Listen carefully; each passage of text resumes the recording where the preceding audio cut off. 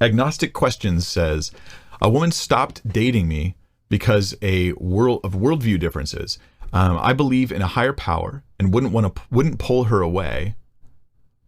It hurt badly. Why do some Christians do that? She seems indoctrinated. She can't marry a non-Christian. So this is a tough one for me to answer because I do have an opinion on it based on, obviously I only know this much. So you might share more of your story and then I would be like, whoa, that was messed up. So that's possible.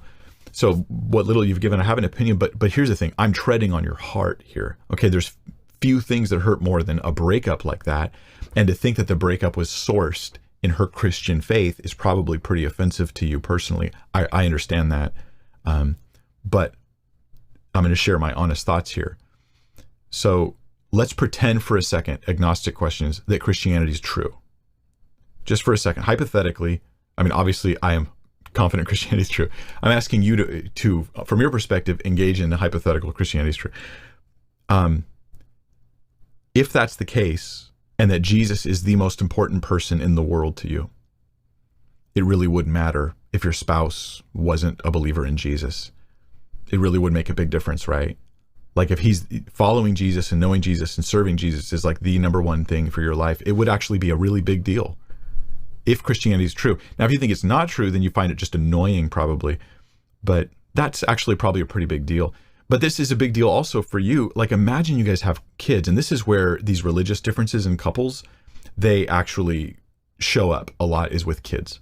Okay, because when you have children, you will find that your feelings, I think this is what tends to happen, is your feelings intensify about what you want and don't want for those kids. And so the battles can get pretty bad between husband and wife when it comes to something as important as religion. So she wants to take those kids to church, and she wants to have them exposed to the gospel and the biblical teaching and Christian truth and doctrine. And you're like, as they get older and older, you're watching kids start believing things you think aren't true. And so you're like, this ain't working for me. And so it creates more and more conflict over time. And I watched this happen. Homes where you have a pseudo-Christian and a non-Christian, they get along okay.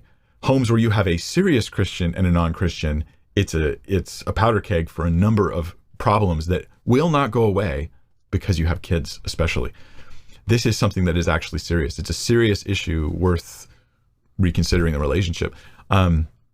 Finally, I would just say this, that if she's a real Christian and she's serious, then the Bible actually says not to marry a non-believer. I mean, it does teach us this. In two places, in 1 Corinthians, where it talks about not being yoked together with a non-believer. Well, that would obviously apply, even though you believe in God, you're not a believer in Jesus. That non-believer didn't mean atheist there. It just meant not a believer in Jesus.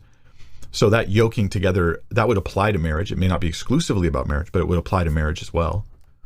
But also in Scripture, when Paul talks about Romans, talks about a woman who her husband dies, he says, yeah, she's free to marry anybody she wants. And he adds a qualification, only in the Lord. So even if you don't think this is something you like and you find problems with it, it is Christian teaching is all I'm saying. Christian teaching does actually say that a woman is not, or a man is not supposed to marry a non-believer.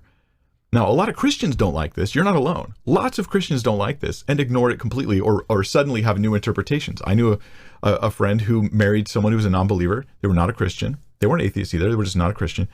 They were following a different religion.